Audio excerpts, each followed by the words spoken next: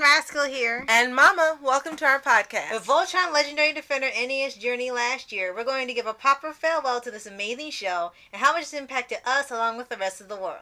For those of you who aren't familiar with the show, this is a reboot of the 1984 anime series Voltron, Defender of the Universe.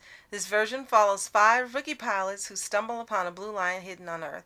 The lion turns out to be one of 5 lions. When combined, turn into the mighty robot Voltron. The new Paladins are then chosen to save the universe from the tyrant Zarkon. Yeah. Well, yeah, he was. There's no Voltron. And all you ever said it right ever. I say Vol, you say Tron. Voltron. We'll work on that. We'll work on that. So, this for us was an amazing season. A lot of questions were answered. There were some wonderful, terrific, great moments. Overall, we loved the series finale. We didn't enjoy that it was the finale. We wish it would continue to go on. Yeah. We learned after seeing it that for some reason Netflix decided to cancel the series with the giant fan base that it has. But nevertheless, we're very happy it got a proper send-off. Unlike most of the internet, we loved the entire series. There were a couple things that we didn't care for as part of the finale, but they were minor. Well, one was minor and one was, well, what can you do? Right. But overall, it was fantastic, and we're going to discuss some of the ways that DreamWorks has changed animation and animation shows forever. Right. Because as you know, when DreamWorks was doing television series or even Netflix series now, most of the time they are based off of the movies they've done. Like they've had Dawn of the Cruise, Captain Underpants, Penguins of Madagascar, Puss in Boots. Everything was already part of an Boss existing... Baby. Yeah, and Boss Baby. All of them are already part of existing movies, and they just made shows out of them. But starting with Voltron, and it's changed the landscape altogether. Now they're starting to produce actual original content or even action shows. They're bringing back action shows. Because after this, they had Troll Hunters and starting that franchise. And then we got She-Ra, which we've discussed. Right. And now DreamWorks is now known for mostly Voltron. Exactly. In the past it's been Shrek, Madagascar, some of the weirder movies, but now the legacy, series, right? And now the legacy is Legendary Defender. Right. And you even see now in the newer movies, there's always a Voltron reference. Yes. Like someone's playing with the action figure, the doll, or you see someone's dressed like them, and it is always a reference. It's like looking for like a Stan Lee cameo and everything. And it's even hilarious. in television shows like on the CW and Legends of Tomorrow and so forth, there are Voltron references, and it's just epic. Right. And they have left their imprint upon the animation world. Now, a few firsts we want to mention that are really, really important over the entire course of the series before we get to the finale. But a few of them are included in the finale. One is the discussion of law of attraction and consciousness and all the entire universe being connected. That was some deep episodes that they had for season 8. Right. I could not believe when I saw it, and I was like, you go DreamWorks. Right? It's like, is this real? They really went this far, because no animated show ever in history, not even Avatar or Legend of Korra, ever did this. When they did, it was more about the culture and the spiritual part of it. And how it was going to help either Aang or Korra be a better avatar and grow. Right. This had to do with everything in the universe, with reality, time, and space. Yes. And all the way to seeing it with their own eyes. It's like, how do you come back from that? Right. And when they went back to the beginning and the one ribbon left, it was like, oh my gosh, this is deep. Yeah. And the second way is in the beautiful way that all this was depicted in the animation. It was absolutely beautiful and glorious and perfect. And if this is the way it actually looked, then wow. It made you feel, for a moment, you were lost in time. You were lost in the episode. At least we were. We were lost in the episode and what it was conveying and what was happening. And that is a first for any animated series to go in depth into something that's cerebral and spiritual at the same time. Right. And like I said, no other show has done this. Now, I guarantee you this won't be the last, but this is the stepping stone for it now, because they covered a few topics in here that are usually discussed in life, but that is the biggest one of all. And another one is, of course, we have to mention My Shiro! Yes. And the discussion of representation being boldly and just point blank discussed after his reveal in 7 that he is a gay character. Yes. So, are part of the LGBT community. And in the 8th season, it culminated in him, in the final scene, we see a picture of Shiro being married to, I guess, the love of his life. I was so happy just to see Shiro happy this season. Yeah. He wasn't being beaten and tortured. And we got to see him laugh and have so much fun at the carnival. And just the last part where he was smiling and he just looked like he was just happier than he's ever been, made me a Shiro lover, my favorite character on Voltron. I was just ecstatic.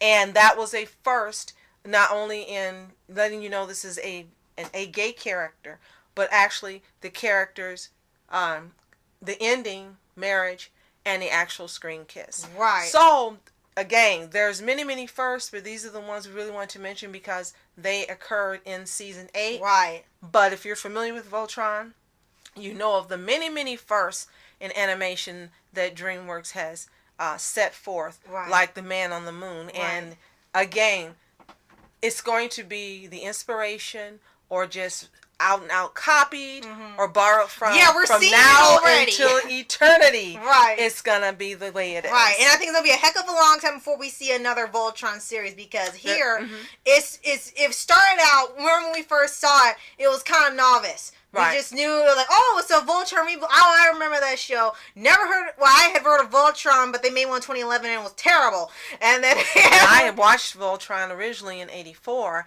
and this series was nothing like the original. But I'm grateful for the first series, because without the first series, we wouldn't have Voltron Legendary Defender. Right. And I saw, like, the first episode, which was like 3 episodes in one, so it was kind of like a TV movie to start it out. Unfortunately, they didn't do that for the end, which we were expecting, but they didn't do it.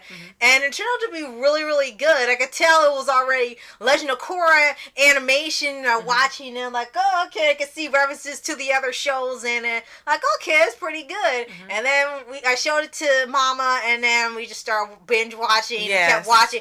And from there on, we loved the show. Yes. And then we ended up hearing online, like from reviewers, they said this show was picking up fans incredibly fast. It had been only on there for like a month, and there's already people getting fan art, favorite characters, supporting the show. It got a fan base in like less than a month. Yes. And eventually it became a worldwide phenomenon and made everyone fall in love with Voltron again. Absolutely. Now, 2 more first I want to mention that are lining up with what we're discussing. One is, never before has there been an animated series where every main character has its own fandom. Every Paladin, plus Allura, plus Koran, and even Zarkon and Hagar all have their own loved fandom. Right. And that's just never happened.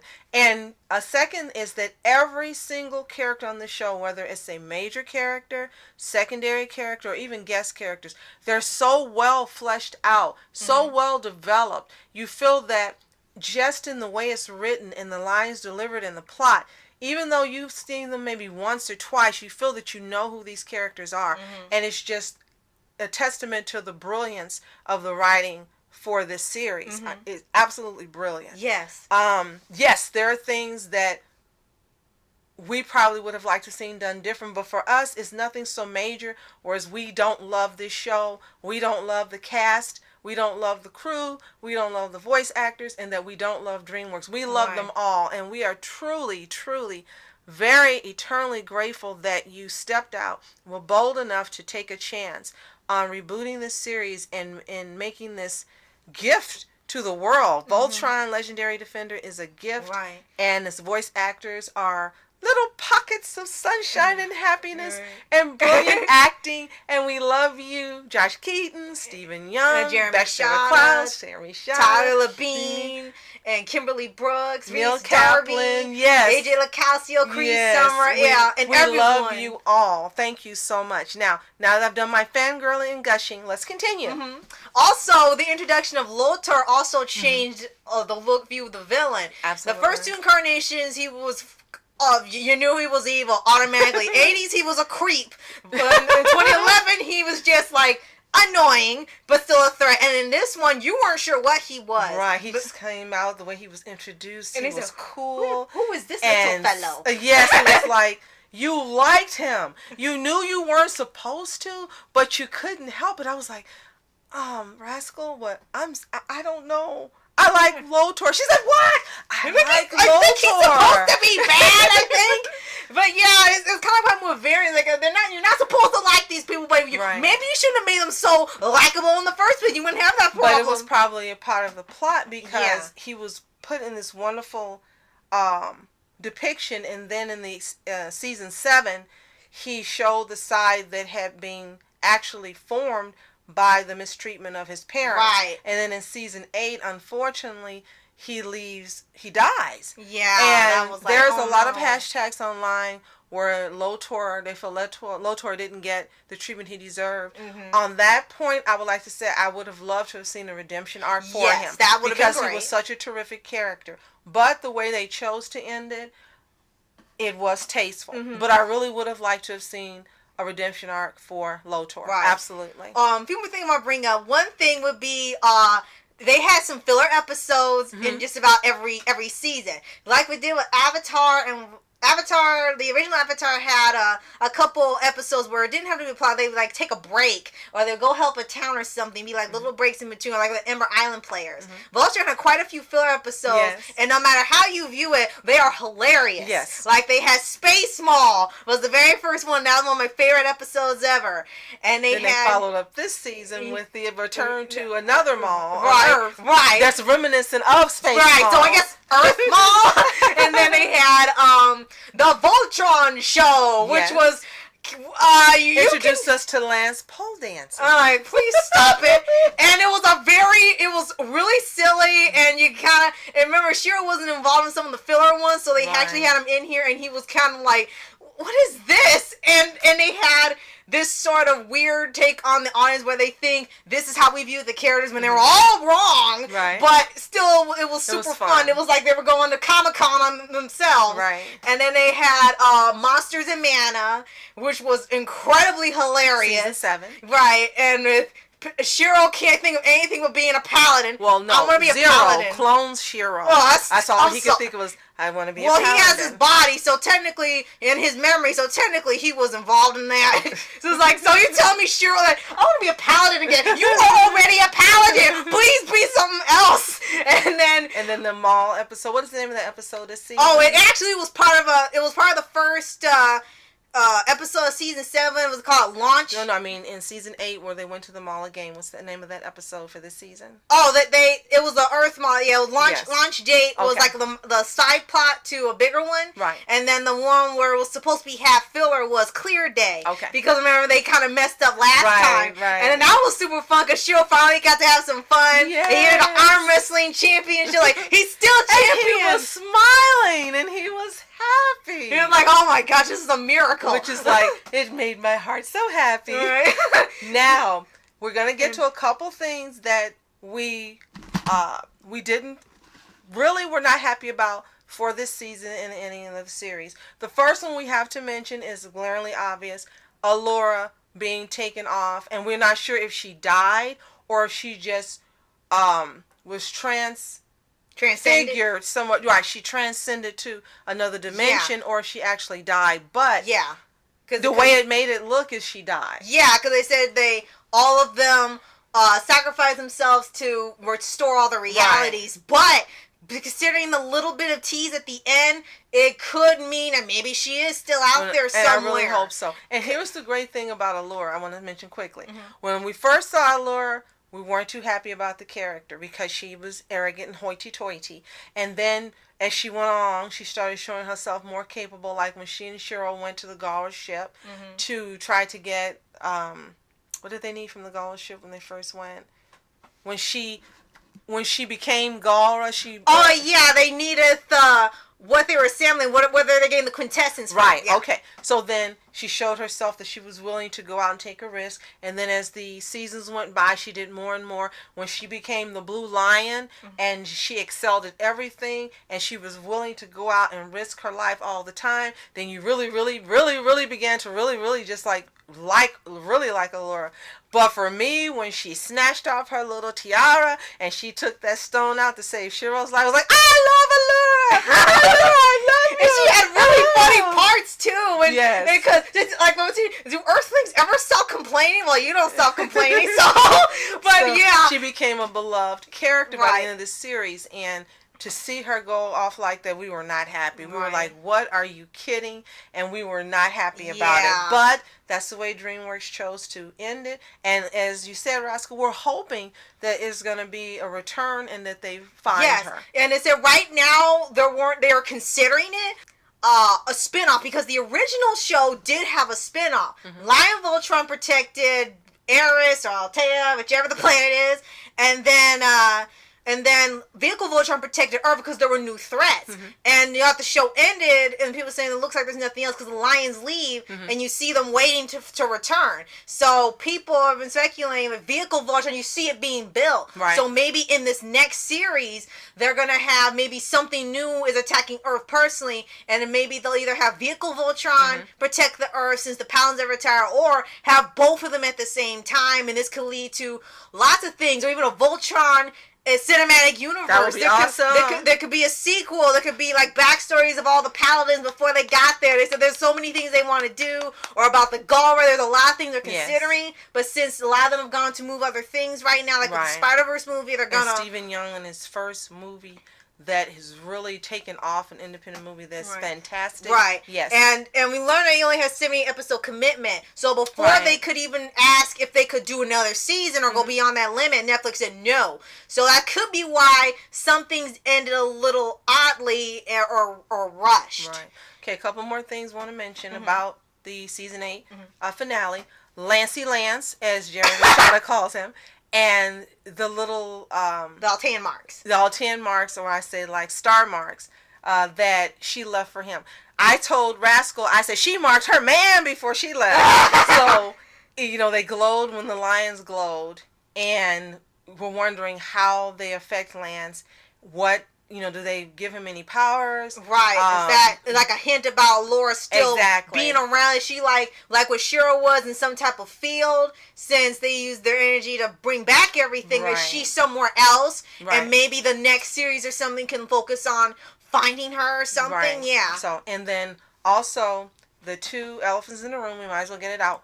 But didn't understand why Keith and Cheryl had no interaction. Now, I understand Keith was supposed to grow as a character, become stronger, more independent. Absolutely. But there were no Cheryl-Keith moments. Yeah. And even in the end shot where Cheryl is in the marriage shot at the end, they covered up Keith. Yeah. But you see the other Paladins. I'm sorry, DreamWorks. What was that about? Why did you not let Keith be seen? So that was one of my few problems. And then the second one was... Oh, go ahead. Yeah, like I said, season 8, they could have, maybe season 9 would have been probably an epilogue season or something. They had more time. They were kind of restrained. 13 episodes. Nobody really got character focused in season 8. Cheryl and Keith always had moments in every season but this one. Yeah. And that seemed just really odd, and it didn't make sense. Yeah. He was this close to him, brothers, and then suddenly there's no... interaction or anything, not even in one episode. Could be forgot because of all the stuff going on. That being said, a lot of hashtags on Twitter and on Tumblr are discussing how they expected the Keith Cheryl ship to be how it ended. Right, or not or him Clarence. marrying, is it Curtis. Curtis. Yeah. Not him marrying Curtis. They were thinking it would be Cheryl and Keith. Maybe that's why they decided not to have them together, or maybe they're trying to create drama, like maybe he was upset that Cheryl went and married this person. I don't know. Right. But that was not the ship that people got, that it looks like the majority of shippers wanted. Right. Now, that being said, the Voltron Legendary Defender fan base is diverse, and everyone and everything from all walks of life. And I do love that this show took the time to represent everyone and everything and everybody. Especially the conventions. Exactly. And, you know, maybe some of those representations weren't as built up or got as much attention as would have been liked. Right. But one, learning that they were canceled when they truly had more story to tell and more seasons. And two, as you said, it's possibly they had to rush to the end of the season and try to fill in the things that we really wanted to know and get an answer to. Right. I'm going to give them a pass. Right. And the final thing I would like to mention is that they also had some comic series. We actually watched one of the motion comics last year. Very fun. And it said they took some story ideas that were too outlandish and epic to be in just 23-minute episodes. Since they obviously gave them no hour-long specials or anything, they did some in-between stories as motion comics. And you would hear the voice actors and the music and everything. So they were playing this to be episodes, but because of how many episodes they had to take them out and make them into little motion comics or graphic novels. That being said, there's an opportunity there. You could turn these into like little movies or bonus like lost missions like with Star Wars. You still have the voice actors, you have the voices and everything you need and the music. You just need to animate. You could turn these into little mini movies or lost episodes, lost missions or something, and that can be sort of like a bonus for people, you know, after Voltron's over or before the next series or something. And that could be great for many fans. Right. One more thing I wanted to point out, and that is Lotor, and I don't know if you want to call her Nerva or you want to call her Hagar, but in the end, when we see the ending, that she truly loved her baby boy, that she was distorted and corrupted by whatever that alien force is that took over and Zarkon, but she really loved Lotor. And as Zarkon, when you saw him in the consciousness, and that he was the person he was before he was taken over by that entity, and he was like, he didn't understand. Allura showed him what he did, and you could see he was sorry. And he said he was sorry. She said, "Are you truly sorry? Then help us." And how he was a paladin at the end in his consciousness that he went to help them. And how she said, if you don't help me, she told Hagar, "I can't do this alone. We got to save the universe with the one ribbon left." And she did it. And it looked like to me she really did it because she saw her husband and her son there. And she had been destroying all these different realities, looking for them so she could live the life that she always wanted to live with them. And that she was going to get it in the end, but not the way that she wanted. Right. And in their own ways, in her own way, she and Zarkon, they started off as good, which we didn't know. We saw mostly them as evil on the show. And then we saw them in the end be the good that was in them, which is a great message that all the time, you know, there are these backstories as to why some people become whom they are, and that sometimes that good is still in them, and you just don't know. And kudos to not only Neil Kaplan, but also Cree Summer for having this broad range and conveying these many emotions of these characters and making them all seem real and genuine. Thank you so much. You are awesome and terrific. Right. And we love this show very much. We were pretty sad when it ended because I was mourning for 4 days. Yes. Rascal was mourning. I was like, well, I'm just going to look out. They're going to come back. Yeah. But no, that's Rascal why nobody's sad. really saying goodbye to something else is coming because the end hints at Lions returning, Vehicle Voltron, so it was clear while nothing's going to happen right now because of other projects, there's still going to be something in the future. Plus, we're also getting a movie, and the people they're considering for the casting sound like they're going to do a movie based off the reboot rather than the 80s series. Everyone keeps saying it's the 80s series, but your best bet, and what it really looks like, you're just going to do the reboot live-action movie. Just go ahead and do it, get it over with. And we would love to see that. So, a big thanks to Tim Hedrick, Mitch Iverson, digital art chefs, all the other artists who worked on the show, of course, Lauren Montgomery, all of the voice actors, And be sure to support every single one of these people in their future projects and their future appearances, whether it's live action or animated. Support our Paladins, because Paladins forever. We love Voltron, Legendary Defender.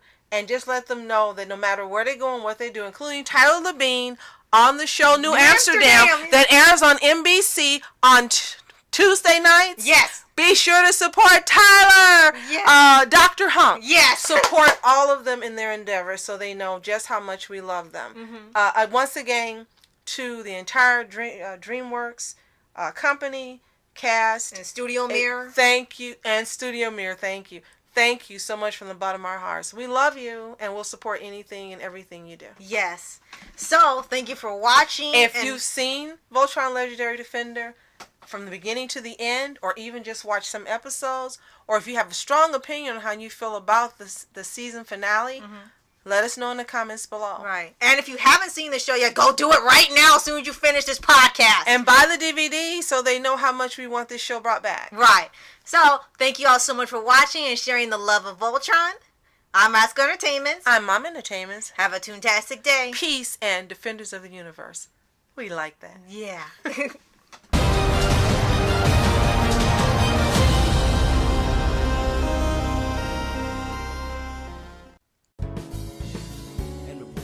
Flashing lights, trying to walk around, man, who the hell are you? What you wanna do? Well, man, it's on you. Man, it's on you.